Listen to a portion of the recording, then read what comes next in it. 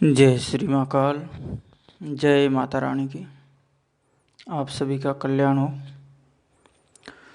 आपसे छोटा सा निवेदन है, आप हमारे चैनल को सब्सक्राइब ज़रूर करें। आज हम आपको एक ऐसी साधना दे रहे हैं जिससे बहुत सी शक्तियों को जागृत किया जा सकता है। ये आप एक दिवसीय प्रयोग करके देख सकते हैं। विशेषकर एक दिवसीय प्रयोग है, लेकिन अगर इसमें शक्तियाँ ज़्यादा जागृत करनी हैं, शक्तियों से भेंट करनी है, उनको सिद्ध करना है, तो आप इस साधना को थोड़े ज़्यादा दिन तक करते रहिएगा। जब आपसे शक्तियाँ मिलनी शुरू हो जाए तो उनसे वार्तालाप कीजिए। जब वो आपसे सिद्ध होगी तब जाके आपको उस शक्तियों से बात करने को मिलेगा। बहुत सी शक्तियों से आपका साक्षात्कार होगा। उसमें अलग अलग शक्तियाँ होगी, जिसमें कई सारे भूत प्रेत पिशाच नहीं, कई सारे अलग अलग शक्तियों का सामना होगा। ये साधना कैसे करनी है, इस तरीके से आपको हम बता देते हैं। इस साधना को करने के लिए सबसे पहले आपको किसी भी अमावस्या से पहले एक दिन पहले आप किसी भी शमशान में जाएं, और शमशान में जाने के बाद में वहाँ पे आप कुछ भेंट करके आ जाए। शमशान को न्योता दे के आ जाए। जहाँ पे भी मुर्दों की राख वगैरह होती हैं वहाँ पे आप कुछ फूल है या कुछ अगरबत्ती है, ऐसा कुछ जला के आ जाए। पेट स्वरूप आप वहाँ पे मान लीजिए 5 रुपये, 11 रुपये, 51 रुपये भी छोड़ सकते हैं उनको, या कुछ मिष्ठान का भोग वगैरह भी दे सकते हैं। ये देकर आइएगा आप, और उनको कह के आइएगा कि आज अमावस्या से एक दिन पहले होता है, उस समय जाना है कि आज मैं आपको न्योता दे के जा रहा हूँ या जा रही हूँ, तो कल मैं आपको लेने आऊँगा। उसके बाद में आप उनको भेंट करके प्रणाम करके वहाँ से जो भी है कामना और किसके लिए, किस काम के लिए आप उनको लेके जाना चाहते हैं, तो उनको प्रणाम करके ये सब बोल के आ जाए। उसके बाद में आप अमावस्या को किसी भी समय जा सकते हैं। इसका समय कोई नहीं है, निर्धारित नहीं है। फिर भी हो सकता है तो सायकाल में ही जाने की कोशिश करें। तो आप फिर उस दिन जाइए, अमावस्या के दिन। वहाँ जाके आपको कम से कम 3 मुट्ठी, भले चाहे छोटी हो या बड़ी हो, कैसी भी आप लेना चाहते हैं, कम से कम 3 मुट्ठी राख वहाँ से उठाना है। अगर ऐसी कोई शमशान है जहाँ पे कोई राख वगैरह नहीं है, केवल दफन किया जाता है, तो फिर वहाँ पे अलग अलग कब्र होती है। उन कब्रों में से कम 3 कब्र या 5 कब्र या 7 कब्र, जितना भी आप ले सकते हैं, तो आप 3 कब्र से 3 मुट्ठी वहाँ से जो भी धूल है वो उठानी है। और सभी जगह जहाँ से भी धूल उठाते हैं वहाँ पे भी आपको दूसरे दिन भी कुछ न कुछ भेंट है, फूल है या कोई भी है, जो भी आप ले जाना चाहते हैं, रुपए पैसे भी आप वहाँ पे रखना चाहते हैं, तो वह रख के वहाँ से प्रणाम करके उनको किस कामना के लिए लेके जा रहे हैं तो वो करके भी आप वहाँ से उठा के ले आए।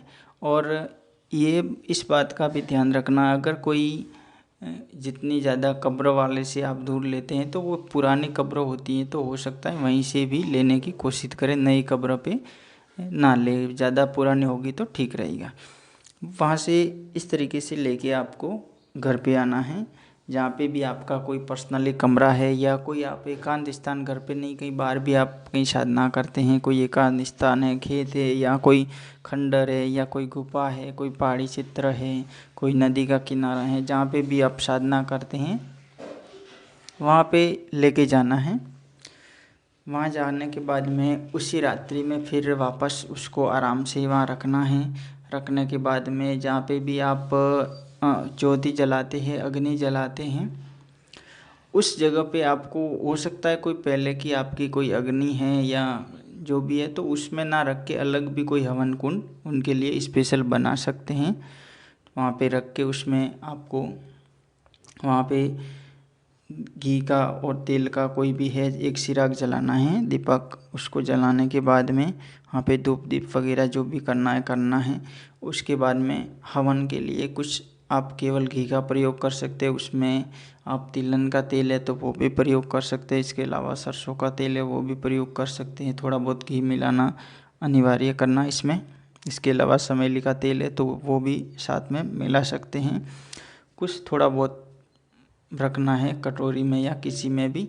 फिर हवन के लिए आपको एक अलग कुंड बना दें। उसमें जो भी आप राख है, मिट्टी है, जो भी लेके आए वो उसमें रखना है। जो भी हवन का आपने नया किया है उसमें वो उसको रखना है।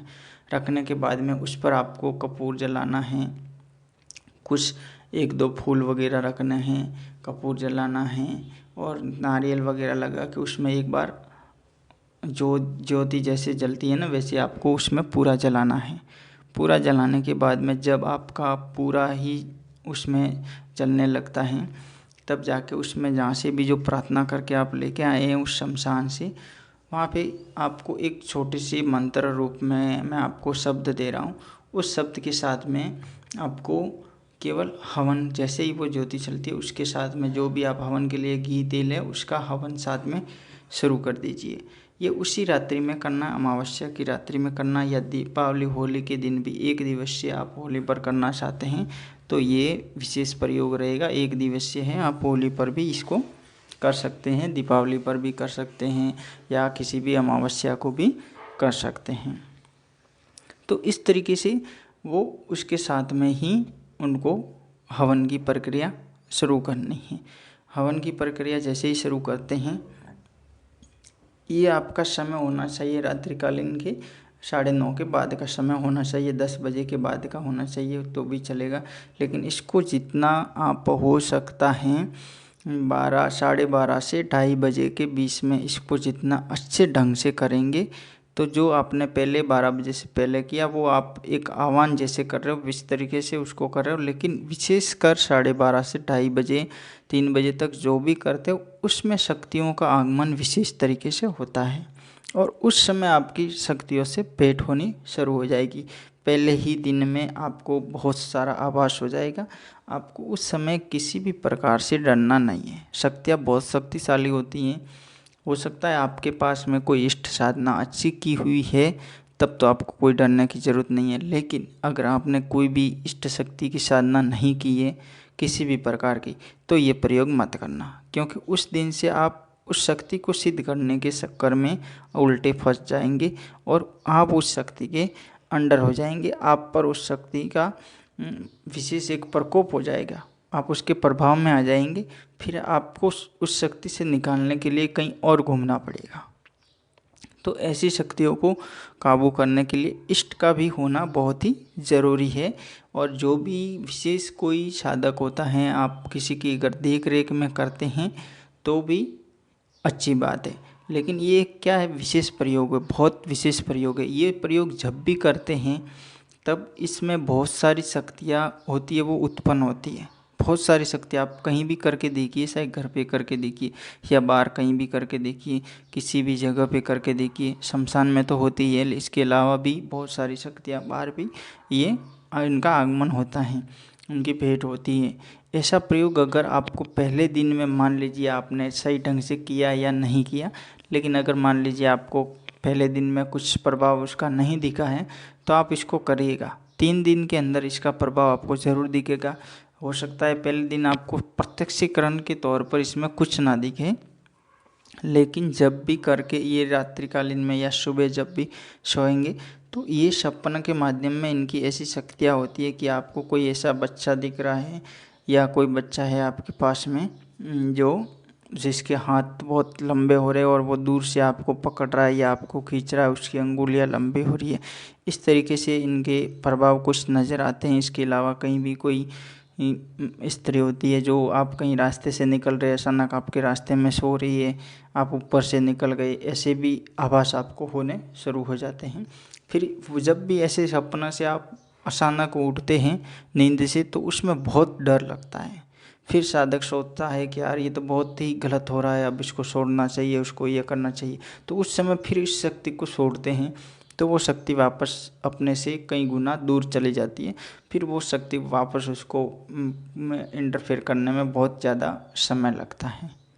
तो इस तरीके से ये प्रयोग करना, अगर आप करना चाहे तो आप ऐसे करके उन शक्तियों से सामना कर सकते हैं, भूत प्रेत बहुत सी शक्तियों से सामना कर सकते हैं। अगर ये प्रयोग करना चाहते हैं तो आप हमसे भी संपर्क कर सकते हैं, हम आपको इसका और भी कुछ होगा तो बता देंगे। लेकिन इसमें क्या है, अगर मैं आपको कुछ बता दूंगा हर कोई कर देगा इसमें तो समस्या में पड़ जाएंगे। आजकल क्या होता है, नए साधक होते हैं डायरेक्टली कोई बिना कुछ जाने विचारे कर लेते हैं, फिर उनकी ये शक्ति बहुत विशेष होती है। एक बार करने के बाद में उनके परिवार में या कहीं भी कुछ न कुछ गलत हो जाता है। तो इसके लिए आप हमारे जो भी ईमेल वगैरह दे रखा है, टेलीग्राम ग्रुप वगैरह, उस पर संपर्क करके इनके शब्द का मंत्र है वो आप ले सकते हैं, जिसमें आपको किसी प्रकार की कोई शुल्क नहीं देना है। आपको पूरा उसका बता दिया जाएगा, क्या शब्द उसको क्या कैसे पुकारना है, तब उसका आगमन कैसे होगा। जो विधि तो मैंने आपको पूरी वीडियो में बता दी रखी है। आपको केवल शब्द चाहिए, वो जो भी करना चाहता है उसके शब्द के लिए हमें मैसेज कर सकता है, उसको ही जो करना चाहेगा उसको ही बता दिया जाएगा। जय श्री महाकाल, जय माता रानी।